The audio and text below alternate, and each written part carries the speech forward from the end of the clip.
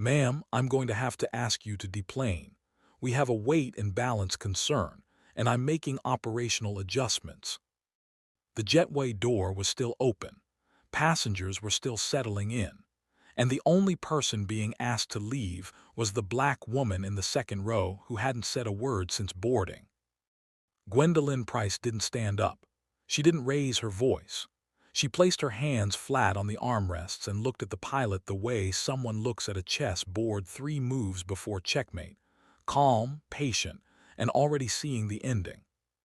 Captain Dennis Whitaker stood in the aisle in full uniform, his expression fixed in the professional certainty of a man who believed his authority was absolute and his judgment was unquestionable. What he didn't know was that the quiet woman in 2A had spent 31 years around aviation, not flying planes, but standing beside the man who regulated every pilot in the country. And she knew the difference between a legitimate operational decision and one that had nothing to do with weight and balance. Let me take you back 20 minutes. Gwendolyn had arrived at Reagan National Airport at 5:14 a.m. for the 6:30 flight to Charlotte. She was traveling to visit her sister Ruth, who was recovering from hip replacement surgery. She'd booked the ticket 3 weeks ago. First class, seat 2A, purchased with her own credit card. She dressed the way she always dressed when traveling, clean, comfortable, understated. Dark slacks, a soft gray blouse, a navy blazer. Her silver hair was cropped close, her reading glasses tucked into her breast pocket. Small gold earrings. No other jewelry except her wedding band, which she'd worn for 33 years. She looked like exactly what she was, a 61-year-old retired school administrator heading to help her sister. She didn't look like trouble, but to someone, she'd apparently looked like a problem. Gwendolyn had noticed it during boarding. The gate agent had scanned her pass without incident. She'd walked down the jetway, entered the aircraft, and found 2A easily. The first-class cabin was small, 8 seats, 4 rows. When she sat down, only 2 other passengers were there. A white man in a business suit in 1C, already on his laptop, and a white woman in 2C across the aisle, scrolling her phone. Neither acknowledged her. That was fine. Gwendolyn didn't need acknowledgement. What she needed was for the lead flight attendant, a woman in her 40s named Rebecca, according to her name tag, to stop staring at her. Rebecca had been in the galley when Gwendolyn boarded. She'd looked up, looked at Gwendolyn, looked at the seat number, and then looked at something on her tablet. Then she'd walked to the cockpit. Gwendolyn had noticed. She noticed things always had. 30 years as a school administrator had trained her to read rooms, read faces, read the difference between routine and concern. Rebecca's expression wasn't routine. 5 minutes later, the captain appeared. Captain Dennis Whitaker, according to the placard near the cockpit door. Mid-50s, silver temples, the build and bearing of someone who'd been in command for decades. He stopped at row 2. Looked at Gwendolyn. Looked at the seat. Then said the words that would change the rest of this story. "Ma'am, I'm going to have to ask you to deplane."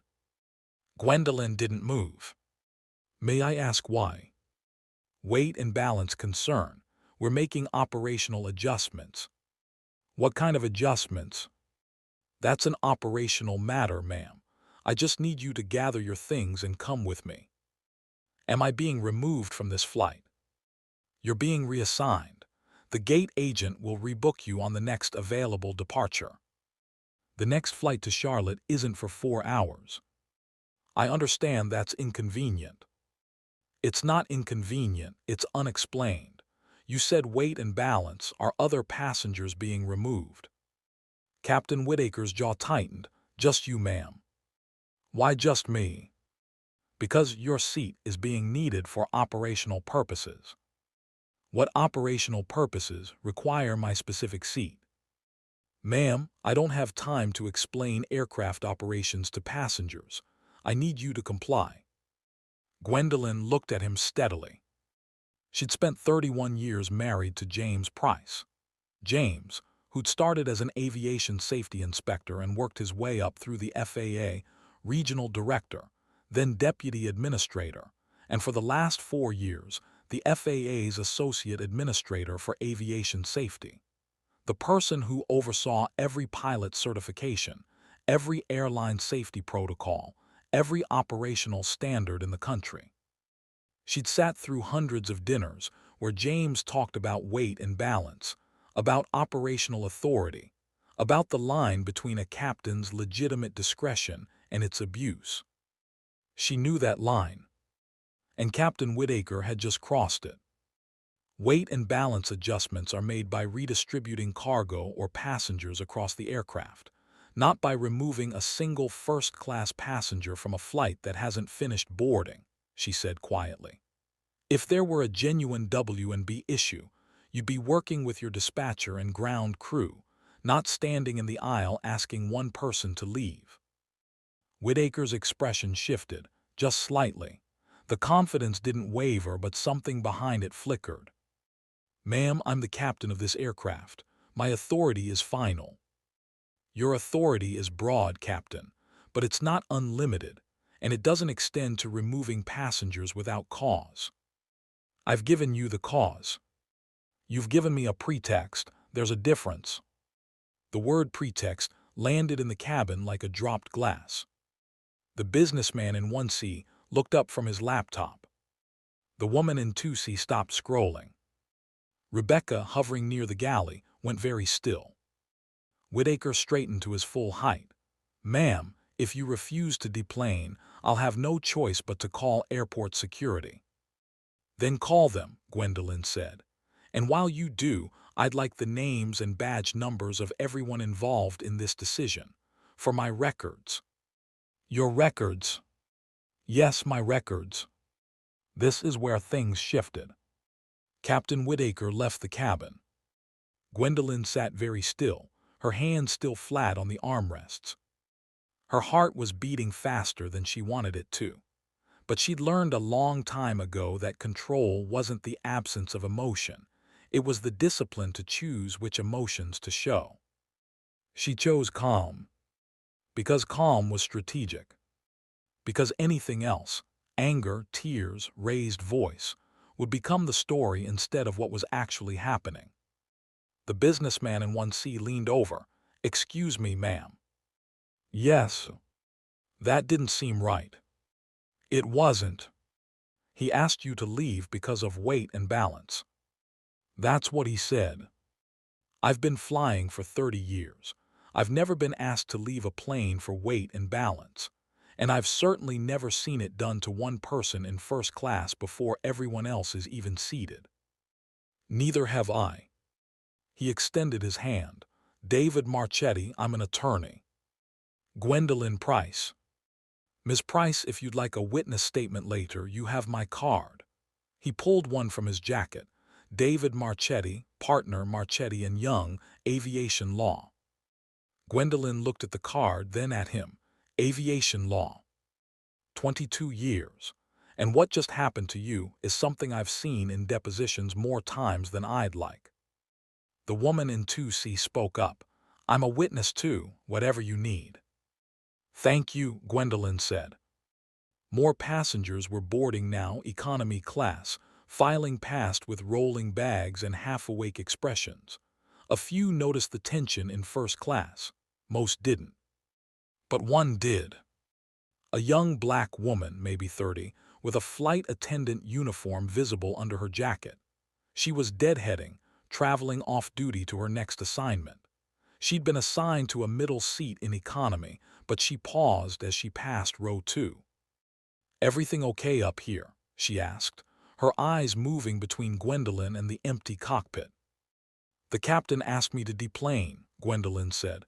"Weight and balance," he said. The young flight attendant's expression changed. Not surprise, recognition. "Before everyone finished boarding." "Yes." "Were you the only one asked?" "Yes." The attendant nodded slowly. "I'm Jasmine. I'm a flight attendant with this airline.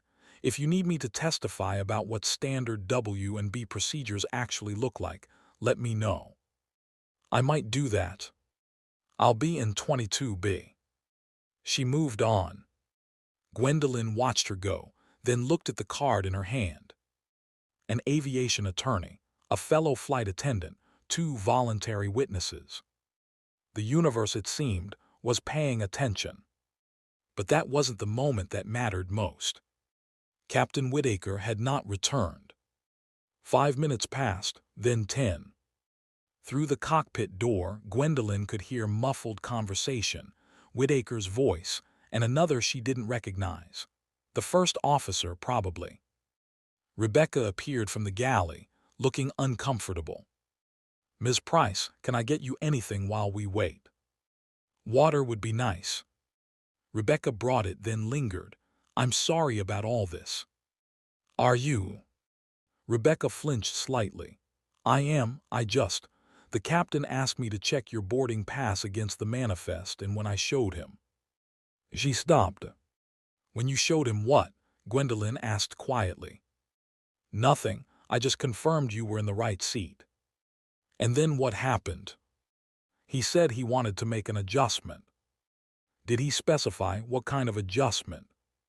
He said he wasn't comfortable with the cabin configuration." "The cabin configuration, meaning me." Rebecca didn't answer. She didn't need to. Gwendolyn pulled out her phone. She had 3 options. She could call airport security herself and file a complaint preemptively. She could call the airline's customer service line and escalate before Whittaker could frame the narrative. Or she could call James. She didn't want to call James. Not because he wouldn't help, he absolutely would, but because she'd spent 33 years being her own person, making her own decisions, fighting her own battles. She'd never once used James's position to get something she wanted. And she wasn't going to start now. But she also knew something James had told her 100 times. When you're in a system that isn't working for you, you use every tool available, not for privilege, for accountability. She didn't call James. She called someone else. "Good morning. This is the FAA Aviation Safety Hotline. How may I help you?" "My name is Gwendolyn Price. I'm a passenger on Continental Express Flight 2847 at Reagan National Airport. I've been asked to deplane by the captain without legitimate operational cause. I believe the removal is discriminatory. I'd like to file a report." "Yes, ma'am. Can I get some details?" Gwendolyn provided them. Calmly, clearly, the way she'd written thousands of incident reports during her career in education. Flight number, gate number, captain's name, time of the request, her seat assignment, the stated reason, the actual circumstances. "And ma'am, do you have any witnesses?" "At least 3. "Are you still on the aircraft?" "I am. The captain hasn't returned yet." "Okay, Ms. Price. I'm logging this report and alerting the regional inspector. They'll be in touch. In the meantime, do not deplane unless airport security formally requires it. You have the right to remain in your assigned seat until you're given a lawful order to leave." "I understand, thank you." She hung up, opened her notes app, began documenting. 5:58 a.m., Captain Whittaker requested I deplane. Stated reason, weight and balance. No other passengers asked to leave. Flight not fully boarded. Rebecca, lead FA, confirmed captain's discomfort was with cabin configuration, not W and B. She added names, seat numbers, timestamps. Then she took a photo of her boarding pass. And waited. What she didn't realize yet was that Jasmine, the deadheading flight attendant in 22B, had already texted her union representative. At 6:12 a.m., Captain Whittaker returned. He wasn't alone. With him was a gate supervisor, a woman in her 40s with the frazzled energy of someone who'd been pulled from another crisis. Her name tag read Corinne Ashworth, lead gate supervisor. "Ms. Price," Karen said, her voice professionally pleasant. "I understand there's been a misunderstanding about your seating." "There's been no misunderstanding on my end. I have a confirmed seat in 2A. The captain has asked me to leave without legitimate cause." Karen looked at Whitaker, who stood with his arms crossed. "Captain Whitaker has indicated an operational concern." "What operational concern specifically?" Gwendolyn asked. Karen looked at Whitaker again. He said nothing. "Captain—" "It's an operational matter," Whitaker said. "I've already explained this." "You haven't explained anything," Gwendolyn said. "You've repeated the words weight and balance and operational concern without specifying what the actual issue is. I've been in this seat for 18 minutes, and in that time, you've provided no documentation, no specific reason, and no alternative explanation for why I, alone among all passengers, need to leave." Karen was scribbling notes. "Ma'am, has anyone been rude to you?" "The captain threatened to call security." Karen looked at Whitaker. "Did you?" "I informed her that non-compliance could result in security involvement. That's standard." "Standard for what?" Gwendolyn asked. "I'm sitting in my assigned seat. I've been polite. I've asked questions. Is asking questions now non-compliance?" David Marchetti, the aviation attorney in 1C, spoke up. "I'm a witness to this interaction. I'd like to state for the record that this passenger has been completely calm, reasonable, and cooperative. The captain has provided no substantive explanation for the removal request, and no other passengers have been approached about weight and balance adjustments." Karen wrote that down too. "Captain Whitaker," Karen said, "I need to ask you directly. Is there a specific, documented operational reason for removing this passenger?" Whitaker's jaw worked. "I have concerns about the flight." "What concerns?" "I'd rather not discuss them in front of passengers." "Then let's discuss them at the gate." Whitaker turned and walked back toward the cockpit without another word. Karen watched him go, then turned to Gwendolyn. "Ms. Price, please stay in your seat. I'm going to sort this out." She followed Whitaker toward the front. The woman in 2C leaned over. "That man doesn't have a reason. He just doesn't want you here." "I know," Gwendolyn said quietly. "What are you going to do?" "Wait, document, and let the process work." The next decision would change how this ended. At 6:24 a.m., 6 minutes before the scheduled departure, Karen Ashworth returned. Her expression had changed. Something had happened in the cockpit that had shifted the dynamic, and Gwendolyn could see it in the way Karen walked, faster, more purposeful, with the careful composure of someone managing a situation that had just gotten much bigger. "Ms. Price, I've spoken with the captain. He's agreed that the weight and balance concern can be resolved without removing any passengers." Gwendolyn looked at her steadily. "What changed?" Karen hesitated. "I verified a few things, and I informed the captain that removing a passenger without documented operational cause is a violation of airline policy and federal aviation regulations." "You told him that?" "I did, and I also informed him that the FAA Aviation Safety Hotline had already received a report about this incident." Gwendolyn said nothing. "He wasn't aware that you'd contacted the FAA." "I didn't do it for leverage. I did it because what was happening was wrong." Karen nodded. "Ms. Price, I also need to tell you something. During my review of the situation, I pulled up your passenger profile to confirm your identity." Gwendolyn's stomach tightened. "Your emergency contact is listed as James Price." "Yes." "James Price, the FAA's Associate Administrator for Aviation Safety." The entire first-class cabin went quiet. David Marchetti set down his pen. The woman in 2C looked up from her phone. Rebecca, who'd been pretending to organize the galley, went completely still. "Yes," Gwendolyn said, "James is my husband." Karen took a breath. Ms. Price, I want to assure you that your relationship to the associate administrator has no bearing on how we're handling this situation. It shouldn't, but clearly something shifted when you found out. What shifted was my understanding of the severity. I would have resolved this the same way regardless. Would you? Karen didn't answer that. Let me be clear about something, Gwendolyn said, her voice quiet but firm.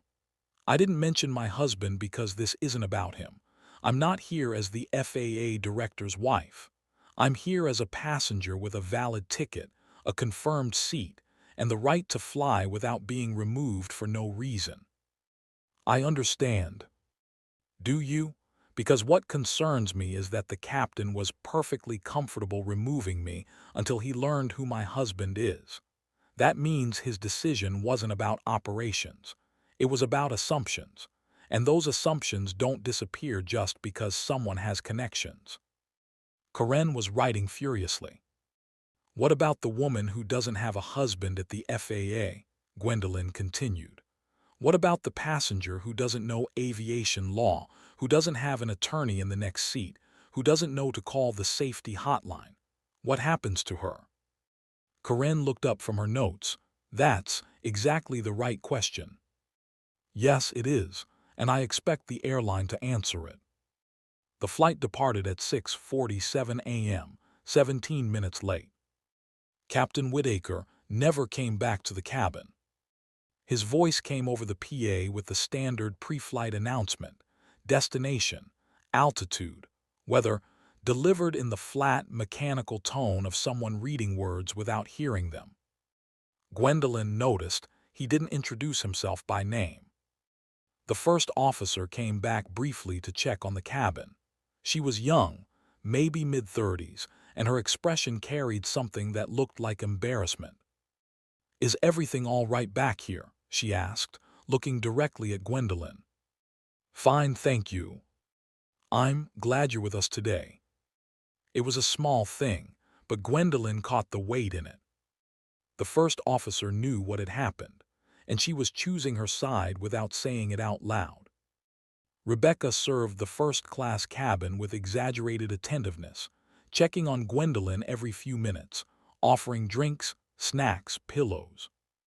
Gwendolyn recognized it for what it was, compensation, the overcorrection that happens when people realize they've been caught participating in something wrong. She accepted the water, declined the pillow. David Marchetti leaned over. Ms. Price, I don't want to overstep, but what happened today is textbook. I've litigated cases like this. Like what specifically? Pretextual removal of minority passengers from flights. Captains have broad authority under FAR 91.3 to make safety decisions, but that authority doesn't extend to removing passengers based on personal discomfort with their presence. I'm aware. You're very well informed. 31 years of dinner conversation with an FAA administrator. David smiled. I imagine so. Here's what I'd recommend. File a formal complaint with the airline and the DOT. Include witness statements, your documentation, and the FAA hotline report number. The more thorough your paper trail, the harder it is to dismiss. I've already started documenting. Good, and if you need legal support, pro bono, by the way, you have my card. Gwendolyn looked at the card she'd been holding since he first handed it to her. Thank you, David. I may take you up on that. But that wasn't the moment that mattered most. The flight to Charlotte was 90 minutes. Gwendolyn spent most of it writing. Not the complaint. That would come later when she had all the details organized and her emotions were fully processed. She was writing about what she'd felt. Not for publication, not for a lawsuit, just for herself. The moment he said deplane, I felt my body contract, not from fear, from recognition. The recognition that this was happening again, not for the first time, not for the last, just again. I've been followed in stores, questioned at hotels, asked for extra identification at car rental counters, mistaken for the help at events where I was the guest. But this was different. This man had the power to physically remove me from a plane, to delay my travel, to create a federal record that could follow me, all because he looked at me and decided I didn't belong in the second row. What makes it worse is the excuse, weight and balance, an operational concern, words designed to sound legitimate to transform bias into bureaucracy. He didn't say, "I don't want a black woman in my first-class cabin." He didn't have to. The pretext said it for him. And if I hadn't known better, if I hadn't known the regulations, the procedures, the difference between a real W and B issue and a fabricated one, I would have gotten up and walked off that plane. Because that's what compliance training teaches you. Obey the captain, follow instructions, don't make a scene. But compliance without justice isn't cooperation, it's submission.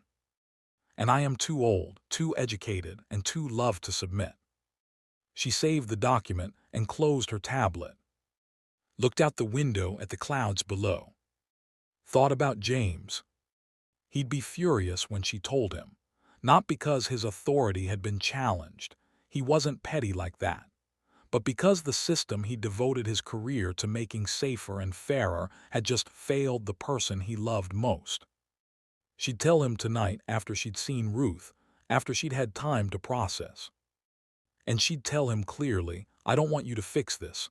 I want to fix it myself, but I need you to know it happened." Because 33 years of marriage had taught them both that partnership wasn't about rescuing each other. It was about standing beside each other while the other did what needed to be done. The plane began its descent into Charlotte. Charlotte Douglas International was sunny and warm. Gwendolyn deplaned with the other first-class passengers. As she passed the cockpit, the door was closed. Captain Whitaker didn't come out to say goodbye. The first officer was there instead, standing in the galley with a professional smile. "Thank you for flying with us, Ms. Price." "Thank you," Gwendolyn said. In the jetway she paused. Jasmine, the deadheading flight attendant, was waiting. "Ms. Price, I wanted to give you my contact information, in case you need a statement." "You'd do that?" "Absolutely. What happened to you was wrong, and I've seen it before more times than you'd think." "How many times?" "Enough to know it's not random. Enough to know the airline has a problem." Jasmine handed her a card with her personal cell number and email. "I've also contacted my union rep. They're going to want to talk to you." The flight attendants' union. "We take discrimination seriously, even when it's coming from the cockpit." Gwendolyn looked at the young woman, saw in her the kind of quiet courage that didn't announce itself but simply showed up when it mattered. "Thank you, Jasmine. Thank you for not getting up. A lot of people would have. A lot of people don't have a choice." "I know. That's why the ones who do need to stay seated." Gwendolyn spent 2 days with her sister. Ruth was recovering well, moving around the house with a walker, complaining about the physical therapy, threatening to fire her home health aide for being too cheerful. Normal Ruth things. They talked about family, food, and the garden Ruth was planning for spring. They didn't talk about the flight. Not at first. But on the second night over tea, Ruth noticed something. "You're quiet." "I'm always quiet." "You're quieter than usual. What happened?" Gwendolyn told her. Ruth listened without interrupting, a rare feat. When Gwendolyn finished, Ruth set down her tea. "Did you tell James?" "I called him last night." "What did he say?" "He said he was proud of me, and then he said something I've been thinking about." "What?" "He said the system I built is supposed to prevent this, and it failed you. That's on me." That sounds like James. He wanted to make calls, pull records, investigate personally. "Did you let him?" "No, I told him this was mine to handle, but I asked him to make sure the FAA hotline report wasn't buried." "Will it be?" Not now. Ruth reached over and took her sister's hand. Gwen, you've been fighting these fights your whole life. When are you going to get tired? I am tired, Ruth, but tired isn't the same as done. Back in Virginia, Gwendolyn spent 3 days preparing her formal complaint. She was meticulous. 30 years of writing school incident reports had taught her that clarity was power, that facts, arranged properly, told a story that feelings alone could not. Her complaint was 12 pages long. It included a detailed timeline of the incident with timestamps, the captain's exact words to the best of her recollection, Rebecca's statement about cabin configuration, Karen Ashworth's intervention, and the shift in Whittaker's position after learning Gwendolyn's identity. Witness information: David Marchetti, the woman in 2C whose name she'd later learn was Susan Park, and Jasmine Wells. The FAA hotline report number. Her own qualifications for recognizing the pretext: 31 years of aviation knowledge through her marriage. She filed it with 3 entities: the airline's Customer Relations Department, the Department of Transportation's Aviation Consumer Protection Division, the FAA's Office of Civil Rights. Then she waited. But she didn't wait passively. She called David Marchetti. I filed, she said. Good, what response are you hopping for? I want Whittaker investigated. I want the airline to review how often passengers of color are removed or reassigned from flights without documented cause. And I want policy changes. Those are institutional asks. The airline will push back. I know. That's why I'm asking if you're still willing to help. I am pro bono. This is exactly the kind of case that matters. Thank you. Gwendolyn, one more thing. I reached out to a colleague who specializes in airline discrimination cases. She's seen a pattern: black passengers being removed from first class at significantly higher rates than white passengers, usually under vague operational pretexts. How significant? She's building a data set. Your case fits the pattern perfectly. Then she should have it. What happened next wasn't loud, but it was decisive. The airline responded first, 2 weeks after the complaint was filed. The email was corporate boilerplate. Dear Ms. Price, thank you for bringing your concerns to our attention. We take all passenger feedback seriously. After reviewing the incident on Flight 2847, we have determined that Captain Whittaker exercised his operational authority in accordance with airline policy. However, we acknowledge that the communication surrounding the decision could have been clearer. We are providing the flight crew with additional customer service training. As a gesture of goodwill, we are offering you 15,000 bonus miles and a $200 travel voucher. We value your patronage and hope to restore your confidence in our airline. Gwendolyn forwarded it to David without comment. He called back in 10 minutes. That's the standard deflection. Operational authority. They're hiding behind the captain's discretion. I expected that. The DOT complaint will carry more weight. And the FAA report, given who your husband is going to get special attention whether you want it to or not. I know, and I've thought about that. What have you thought? That I want this handled on its merits, not because of James. It will be, but his position makes it impossible for the FAA to bury it, which frankly is a good thing. 3 weeks later, the DOT opened a formal investigation. An investigator named Sandra Chen contacted Gwendolyn for an interview. Gwendolyn provided everything: her documentation, her witnesses, her timeline. Sandra was thorough, professional, and direct. Ms. Price, I've reviewed the airline's flight records for the day in question. There was no weight and balance issue documented for Flight 2847. The dispatcher's report shows the aircraft was within all operational limits. So the captain's stated reason was false. It was unsupported by any documentation, which is unusual because legitimate W and B adjustments are always documented.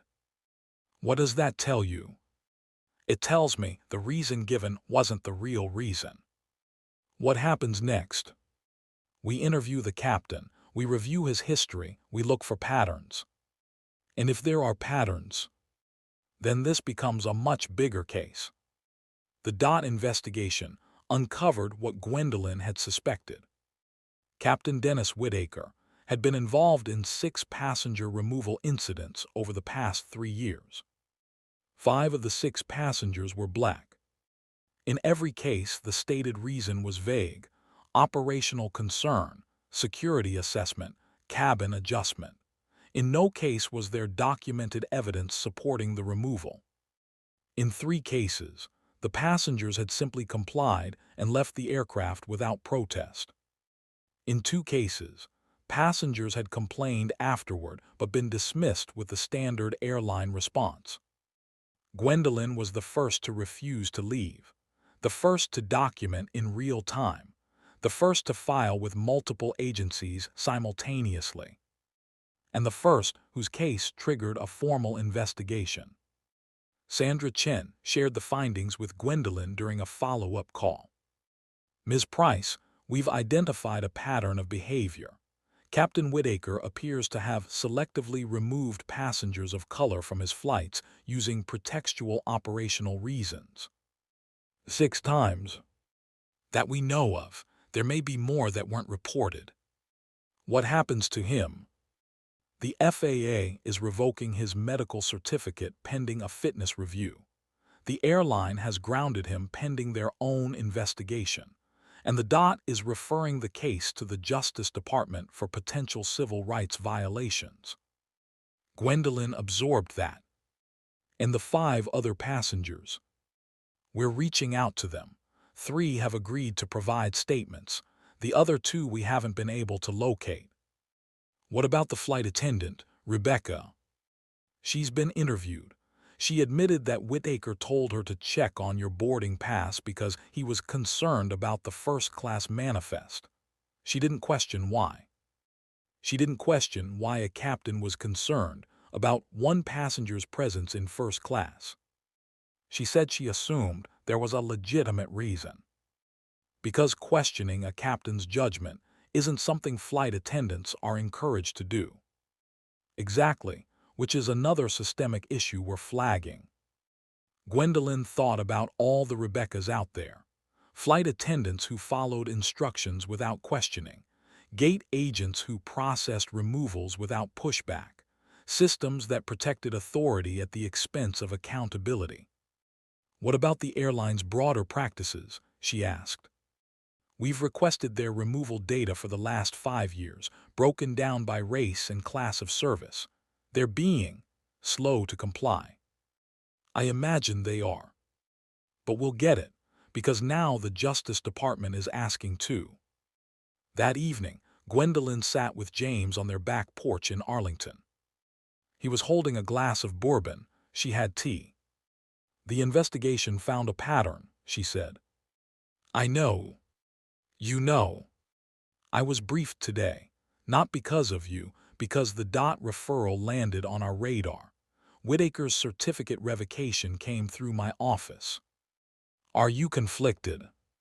"About what?" "About your wife's case being handled by your agency." James set down his glass. "I've recused myself from everything related to this, delegated it to my deputy, made sure there's no appearance of influence." "I know you have. But am I angry? Yes, because I've spent 30 years building a system that's supposed to protect passengers, and it didn't protect you. The system worked, James. It just needed someone to activate it. You shouldn't have had to." "No, but I could. That's the difference." They sat in comfortable silence. "What are you going to do now?" James asked. "David Marchetti wants to pursue a civil case, not just against the airline, against the industry practices that enable this." "Will you?" "I'm considering it. What's holding you back?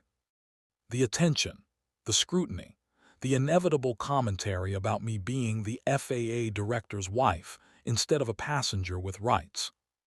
You're both. I know, but I want the case to stand on its own merits, not on your title. James reached over and took her hand. It will, because you built it that way. You documented everything before anyone knew who you were married to. Your case stands on evidence, not connections. Promise me something. Anything. Don't fix this for me. Stand beside me while I fix it myself. He squeezed her hand. I've been doing that for 33 years. I know, it's one of the things I love about you. David Marchetti filed the lawsuit 6 weeks later. Price v. Continental Express Airlines. Discriminatory removal of passenger based on race. The complaint alleged. Violation of Title VI of the Civil Rights Act. Violation of 49 U.S.C. Section 40,127. Prohibition against racial discrimination in air transportation. Intentional infliction of emotional distress. Breach of contract, failure to provide purchase service. The airline's legal team responded quickly and aggressively. Their defense: Captain Whitaker exercised legitimate operational authority. His decisions, even if ultimately unnecessary, fell within the broad discretion granted to aircraft commanders. David had anticipated this. They're going to wrap themselves in FAR 91.3 like a security blanket, he told Gwendolyn. The captain's authority is the holy grail of aviation defense, but it has limits. What limits? It can't be used as a cover for discrimination. If we can show the removal was motivated by race rather than safety, the defense collapses. And the pattern? The pattern is devastating. 6 incidents, 5 black passengers, no documentation supporting any of the removals. That's not operational judgment, that's profiling. The case moved through discovery. The airline was forced to produce data it had been resisting. 5 years of passenger removal records, broken down by race, class of service, and stated reason. The data was stark. Black passengers in first class were removed from flights at 4.7 times the rate of white passengers. In economy, the disparity was smaller, but still significant. And in the vast majority of cases, the stated reason was vague, undocumented, and unverifiable. David presented the data to the airline's legal team during a settlement conference. This isn't one captain, he said. This is a culture. The airline's lead attorney, a woman named Patricia Monroe, was quiet for a long time. Then she said, "What does your client want?" Gwendolyn had been clear from the beginning. This wasn't about money. Not primarily. The settlement terms she proposed: 1. Captain Whitaker permanently barred from airline service. 2. Mandatory bias training for all pilots and flight crew, not online modules, but in-person, scenario-based training developed with input from civil rights organizations. 3. A new policy requiring documented justification for any passenger removal, subject to independent review. 4. Publication of annual demographic data on passenger removals. 5. An independent ombudsman for discrimination complaints outside the regular customer service chain. 6. A formal, public apology acknowledging the discriminatory nature of the removal. 7. A scholarship fund, $500,000, for aspiring black aviators, administered by an independent organization. Patricia Monroe reviewed the terms. The scholarship fund is unexpected. My husband has spent his career making aviation safer, Gwendolyn said. I want to help make it more inclusive. The best way to change a culture is to change who's in it. And the public apology. Non-negotiable. Because the 5 other passengers who were removed deserved to know they weren't imagining things. Patricia looked at her legal team, then back at Gwendolyn. We'll accept these terms, all of them. David looked genuinely surprised. All of them. All of them. The data you've presented makes our position untenable, and frankly, it's the right thing to do. Gwendolyn nodded. She'd been prepared for a fight. But sometimes the fight ended with the other side simply looking at the evidence and acknowledging what it showed. That was rare. But it happened. The airline published the apology on a Thursday morning. On March 3rd, passenger Gwendolyn Price was asked to leave her confirmed first-class seat on Flight 2847 without legitimate operational cause. After a thorough investigation, we have determined that this removal was motivated by racial bias. We failed Ms. Price. We failed the 5 other passengers of color who experienced similar treatment from the same captain, and we failed every passenger who trusts us to treat them with equal dignity regardless of race. Effective immediately, we are implementing mandatory bias training, enhanced removal documentation requirements, and an independent ombudsman for discrimination complaints. We are also establishing a $500,000 scholarship fund for aspiring Black aviators. We apologize to Ms. Price and to every passenger who has experienced discrimination on our flights. We are committed to doing better. It was covered by every major news outlet. Most stories led with the data. Black first-class passengers removed at nearly 5 times the rate of white passengers. Some focused on Gwendolyn's connection to the FAA, a detail she'd expected but didn't appreciate. But the story that mattered most was the one told by the other passengers. 3 of the 5 came forward publicly. Marcus Williams, a Black surgeon from Houston, removed from first class 3 years ago on a flight to Dallas. He told me there was a security concern. I believed him. I got off the plane, and I've wondered ever since if I did something wrong. Denise Carter, a Black attorney from D.C., removed 2 years ago. I filed a complaint. They sent me 10,000 miles and told me the captain acted within his authority. I thought that was the end of it. Keisha Robinson, a Black marketing executive from Atlanta, removed 18 months ago. I was so embarrassed I never told anyone, not even my husband. I just assumed I'd done something to cause it. Reading their statements, Gwendolyn cried. Not for herself. For them. For the shame they'd carried. For the complaints that were dismissed. For the questions they'd asked themselves, was it me?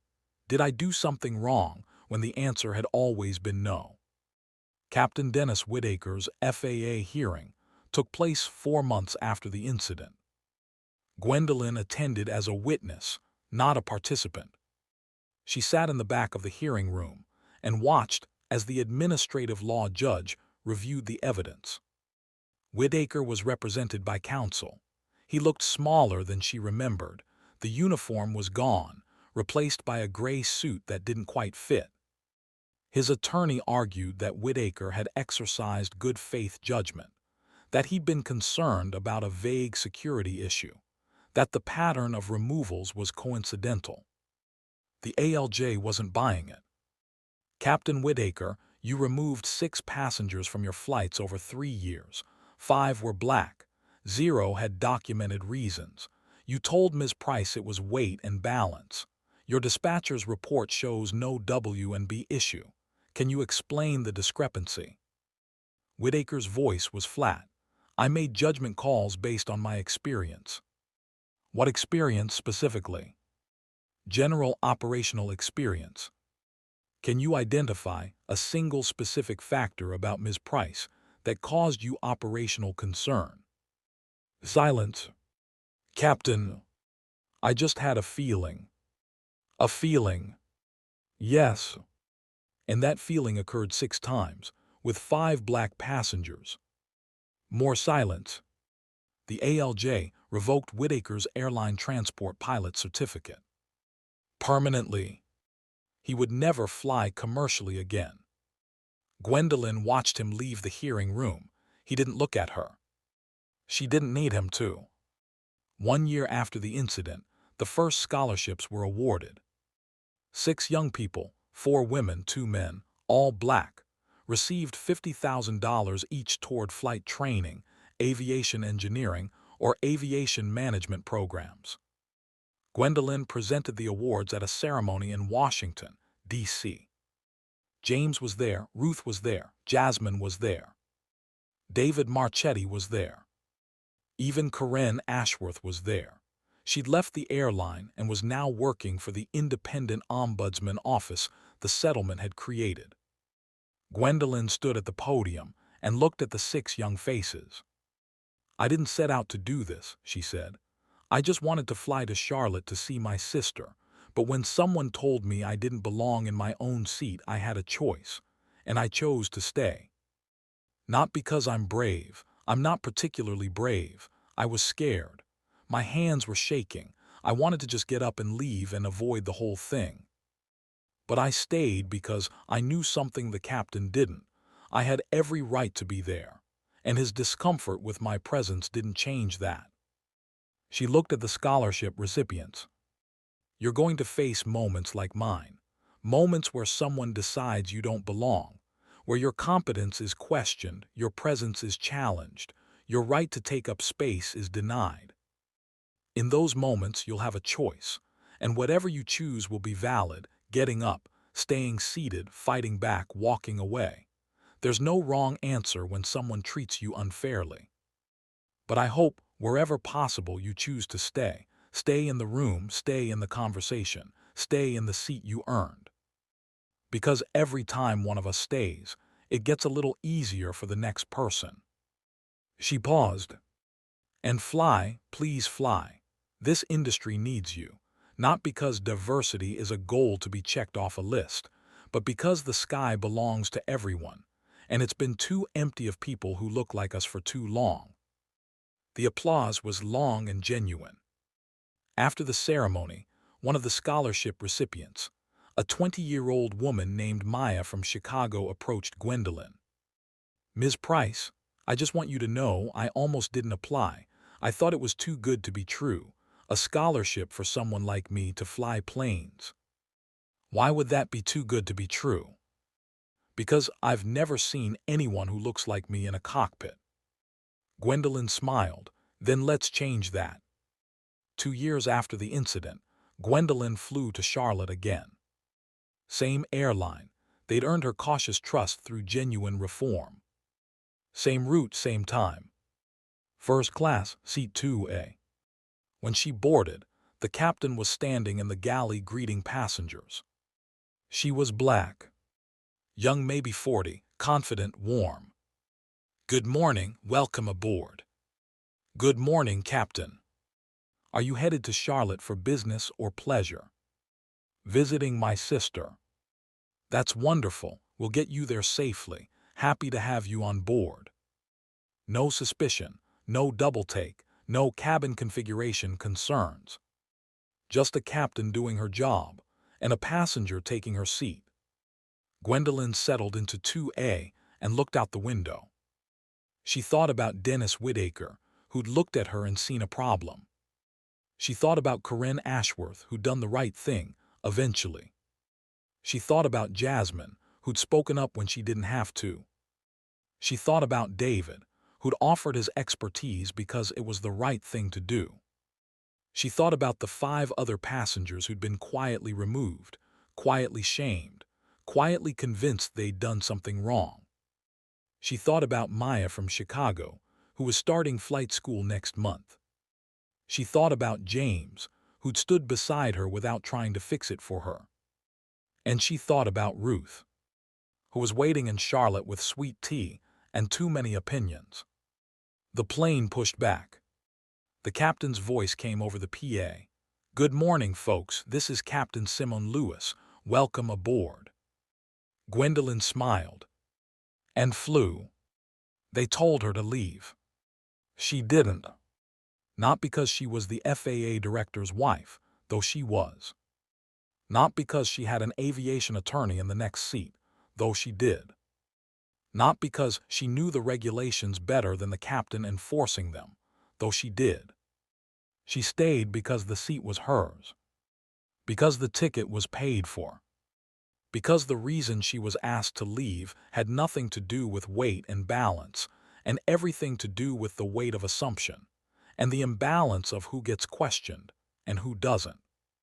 She stayed because 31 years of listening to James talk about aviation safety had taught her the difference between authority and abuse. She stayed because 30 years of running schools had taught her to document everything. She stayed because 61 years of being a black woman in America had taught her that silence was sometimes survival, but never justice. And she stayed because somewhere behind her, in row 22, a young flight attendant was watching, learning, deciding what kind of professional she wanted to be. That's the part that matters most.